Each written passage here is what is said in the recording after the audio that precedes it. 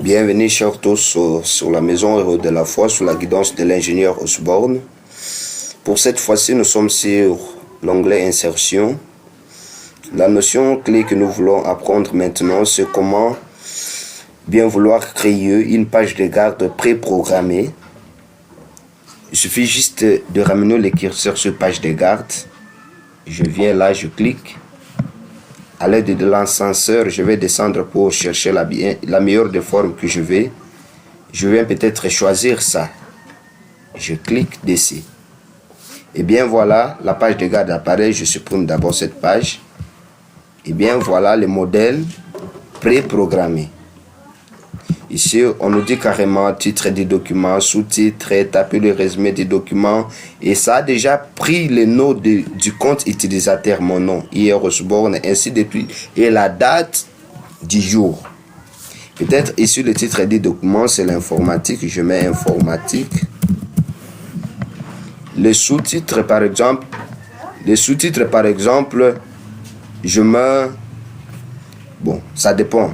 Je mets une base de données. Ici le résumé peut-être du cours. Je peux mettre mon commentaire, ça dépend. Je dirais par exemple l'informatique est une science du traitement automatique de l'information. Virgule, grâce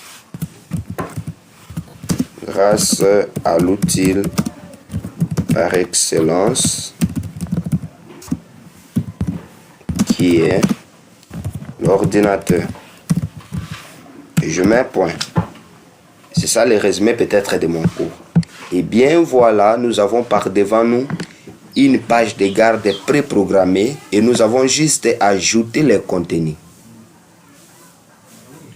Pour supprimer cette page de garde, il suffit juste de faire une sélection entière. À l'aide du raccourci, on peut faire CTRL plus A et on tape sur Backspace ou Delete, ça dépend. Et bien voilà, notre page de garde est importée. Pour cette fois-ci, nous voulons importer une page Excel, un classeur Excel sur la fenêtre Word. Ou soit n'importe quelle page PDF, ça dépend. Essayons et vous allez bien sûr comprendre. Nous ramenons notre curseur sur Objet. À l'onglet en coin, on clique. On vient encore sur Objet, on clique. À partir de là, on peut venir sur créer à partir du fichier. On clique. On vient ici sur parcours pour chercher là où se trouve le document en question. On clique et l'explorateur de fichiers apparaît. Et je suis déjà dans le bon endroit, là où j'ai sauvegardé mes classeurs Excel. Peut-être je vais afficher ces classeurs, ces calculs de points. Je clique dessus, puis je viens sur insérer. Une fois inséré, je viens sur OK. Et bien voilà, mon classeur Excel apparaît bien sur la fenêtre Word. Pour le supprimer, je clique juste dessus. Et voilà le classeur sélectionné. À l'aide de mon clavier, je peux faire Backspace ou Delete, ça dépend. Et mon classeur est supprimé. Je vais maintenant insérer pour cette fois-ci un fichier PDF. Je viens toujours sur Objet. Je clique Objet. Je viens sur Créer à partir du fichier. Je viens sur Parcours. Je cherche maintenant l'emplacement de mon fichier PDF. Je clique sur Document par exemple, je descends, je cherche l'emplacement peut-être ici, cours, je viens sur cours d'introduction aux droits publics. C'est un cours en PDF, en fichier PDF. Je clique dessus, je viens sur Insérer et puis sur OK. Dans un instant, vous allez voir les résultats. Et bien voilà, le cours apparaît. Et une toute petite différence, vous allez constater que le fichier PDF ne fait qu'apparaître la première page, mais les restes des pages sont masqués. Et comment devrons-nous faire pour afficher toutes les pages? Il suffit juste de ramener le curseur sur la représentation, cette icône du fichier PDF. Une fois on clique dessus, vous allez voir que non, cette représentation est encerclée par le petit point. Si on arrive à cet état, on fait Enter. On fait double-clic, même Enter, ça dépend. On peut faire double-clic.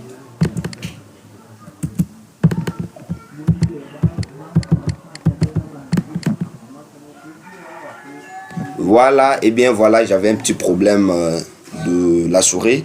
Si on fait on va réessayer.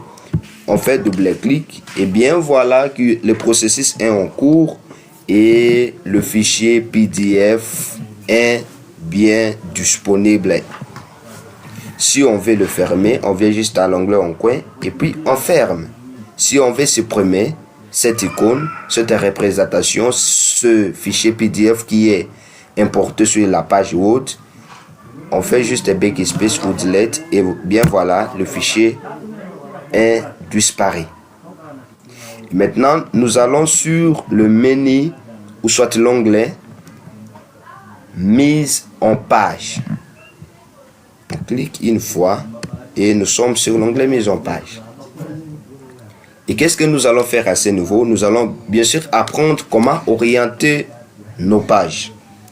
Parce qu'il y a des orientations, orientation portrait et orientation paysage. Et pour le faire, il suffit juste de venir sur orientation. Je clique à l'onglet en bas. Je viens peut-être parce que nous sommes sur l'orientation portrait.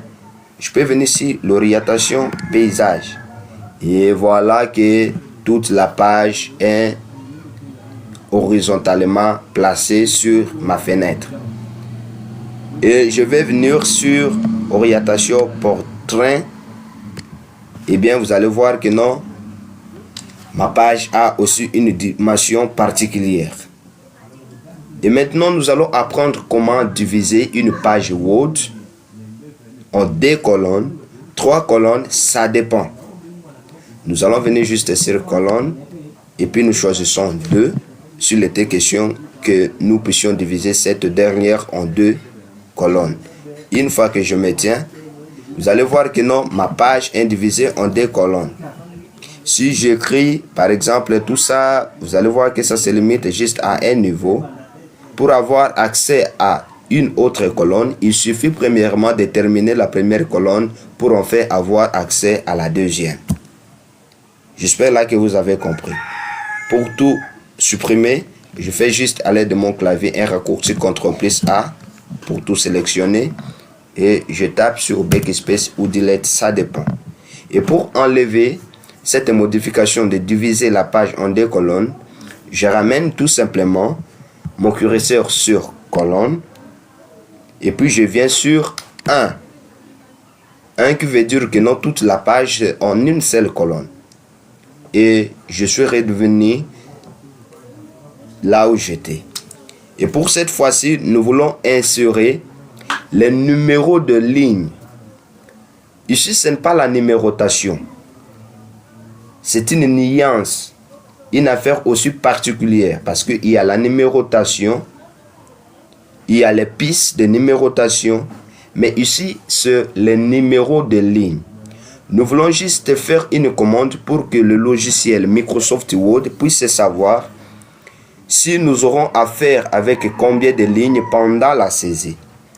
Une fois que nous avons écrit une seule ligne, le logiciel nous met 1 au début de la ligne ou au début de la phrase. Si nous avons atteint 2 phrases, le logiciel comprend déjà que nous avons affaire avec deux lignes ou soit 2 phrases. Et pour le faire, il suffit juste de ramener le curseur sur numéro de ligne. À l'onglet en coin, on tape. Et puis on vient sur redémarrer chaque section. On tape dessus et vous allez voir que non, un déjà apparaît pour dire que non, nous sommes sur la première ligne. Par exemple, j'écris quelque chose, ça dépend. Si je descends, vous allez voir que ça me donne accès à la deuxième ligne. Ainsi de suite, si j'écris quelque chose là-dedans, je descends, ça me donne accès à la troisième ligne. Ainsi de suite jusqu'à la fin. Et pour l'enlever, il suffit juste de ramener mon curseur sur numéro de ligne, là où on l'avait inséré, et puis je viens sur aucun. Et bien voilà, les numéros de ligne que j'avais affichés sont apportés. Et maintenant que je vais tout supprimer, je fais CTRL A pour tout sélectionner. À l'aide de mon clavier, je tape sur Backspace. Une fois tapé, vous allez voir que non, tous mes écrits sont disparus. Pour cette fois-ci, nous allons encore un tout petit peu avancer pour insérer les filigranes. Comment est-ce qu'on peut arriver à insérer un filigrane? Pour insérer un filigrane, il y a des possibilités. Il y a des filigranes personnalisés du type texte et filigranes personnalisés du type image. Pour le faire, je ramène mon curseur sur filigrane, je tape dessus et je viens sur filigrane personnalisé, je tape dedans et une fois tapé, je viens sur texte en filigrane parce que nous voulons créer maintenant un filigrane du type texte. Je viens sur texte, il y a un texte par défaut, brouillon, et maintenant moi je vais écrire Osborne, j'efface à l'aide de mon clavier sur Backspace et j'écris Osborne. Peut-être comme ça. Il y a lieu de changer la police. Je viens ici pour chercher la police au choix. Peut-être California. Je tape sur California. Je tape dedans. Je viens ici sur taille. Je tape sur la taille. Peut-être je vais la taille 54. Je viens sur couleur. Il y a possibilité d'appliquer sur mon texte une couleur au choix. Je viens peut-être choisir la couleur rouge. Je tape dessus. Il y a aussi la possibilité de modifier la disposition. Peut-être je vais une disposition horizontale. Je tape là-dedans. Et puis je viens sur appliquer. Et puis je ferme. Si on peut le constater avec vous tous, vous allez voir que mon nom Osborne est d'une manière horizontale. Et bien voilà, c'est ça le filigrane Osborne. Je peux commencer à écrire au-dessus. Cela ne veut pas dire que le filigrane c'est un texte qui apparaît au-dessus. Non, non. C'est un texte qui apparaît à l'arrière de la page. Et voilà le filigrane Osborne. Je peux écrire beaucoup d'informations au-dessus du nom Osborne, mais le nom Osborne s'apparaît derrière ma page Word. Je peux toutefois supprimer ce filigrane en ramenant mon curseur sur filigrane et puis en bas il y a supprimer le filigrane. Je tape dessus et bien voilà, mon filigrane est disparu. Je sélectionne tout et je fasse tout mon texte.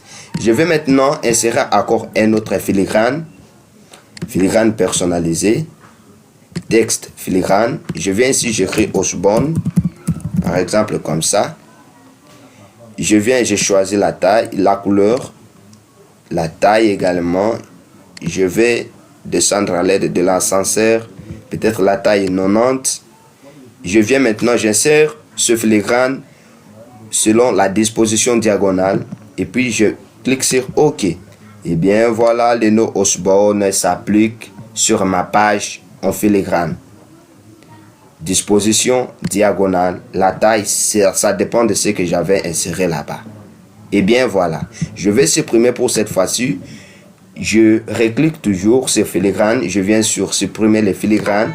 Et bien voilà, mon filigrane est emporté. Et pour cette fois-ci, je vais insérer un filigrane du type image. Il est juste question de ramener mon curseur sur filigrane. Je viens sur filigrane personnalisé toujours. Et je viens sur image en filigrane. Je viens maintenant ici sélectionner image. Et j'ai accès à mon explorateur de fichiers. À partir de là, je vais chercher le lieu où je mets l'emplacement de mes images.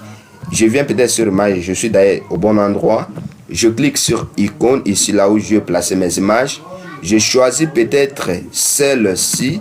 Et puis je viens sur insérer. Je viens sur OK. Et bien voilà, mon image est maintenant en filigrane. Je peux écrire les informations au-dessus, ça dépend. Mais l'image est en arrière-plan de la page Microsoft Word. Pour supprimer cette image, je reviens toujours sur filigrane et puis je fais supprimer le filigrane. Je supprime également mon texte. J'espère bien que non, la notion, elle est déjà au bon endroit, vous l'avez assimilée. Et pour cette fois-ci, je vais changer la couleur de la page Word. Pour le faire, il suffit juste de ramener mon curseur sur couleur et je choisis la couleur au choix, peut-être la couleur jaune, et je maintiens. Et bien voilà, la page Word a eu un aspect particulier. Au lieu qu'elle soit blanche, la couleur par défaut, mais pour cette fois-ci, la couleur, c'est le jaune. Et pour l'enlever, je viens juste sur couleur de page et je viens sur aucune couleur. Et bien voilà, la page redevient à sa couleur initiale. Et bien voilà, j'espère que vous avez compris cette notion. S'il y a des imperfections, n'hésitez pas de nous contacter sur osborne@gmail.com. À très prochainement.